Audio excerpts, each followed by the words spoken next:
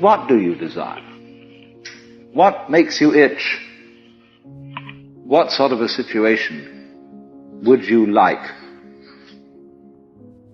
Let's suppose, I do this often in vocational guidance of students.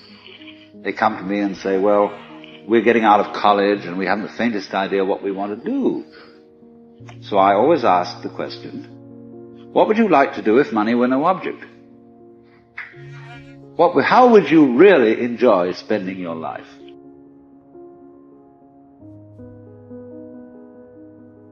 Crowds of students say, well, we'd like to be painters, we'd like to be poets, we'd like to be writers, but as everybody knows, you can't earn any money that way.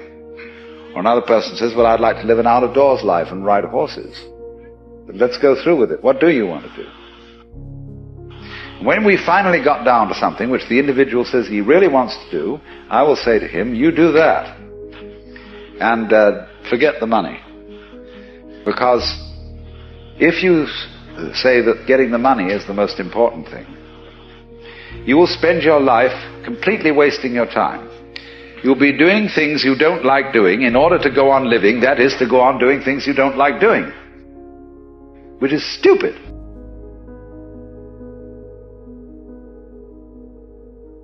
Better to have a short life that is full of what you like doing than a long life spent in a miserable way. And after all, if you do really like what you're doing, it doesn't matter what it is, you can eventually you could eventually become a master of it. It's the only way to become a master of something, to be really with it. But it's absolutely stupid to spend your time doing things you don't like in order to go on spending things you don't like, doing things you don't like, and to teach your children to follow in the same track. See, what we're doing is we're bringing up children and educating to live the same sort of lives we're living, in order that they may justify themselves and find satisfaction in life by bringing up their children, to bring up their children to do the same thing, so it's all retch and no vomit. It never gets there. But if you take time out to think about that, and really go into it with your full strength of imagination, and find out whether that's where you want to be, you will soon see that's not what you want. Figure out some way in which you get paid for playing. But in our culture, we make an extremely rigid division between work and play.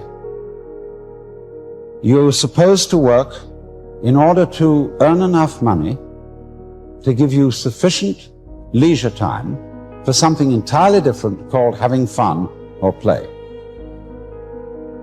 And this is the most ridiculous division of things, because everything that we do, however tough it is, however strenuous, can be turned into the same kind of play as I was showing you when I was completely fascinated with spinning that orange around my head. Imagine, too, if you were a bus driver.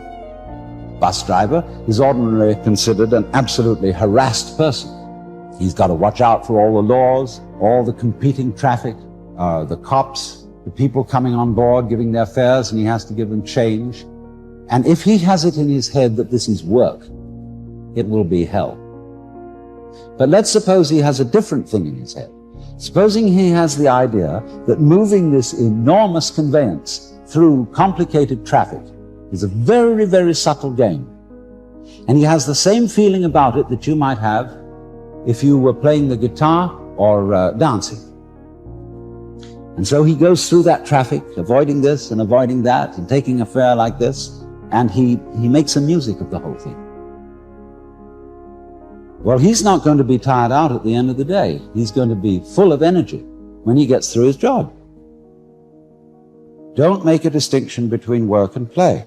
Regard everything that you're doing as play, and don't imagine for 1 minute that you've got to be serious about it.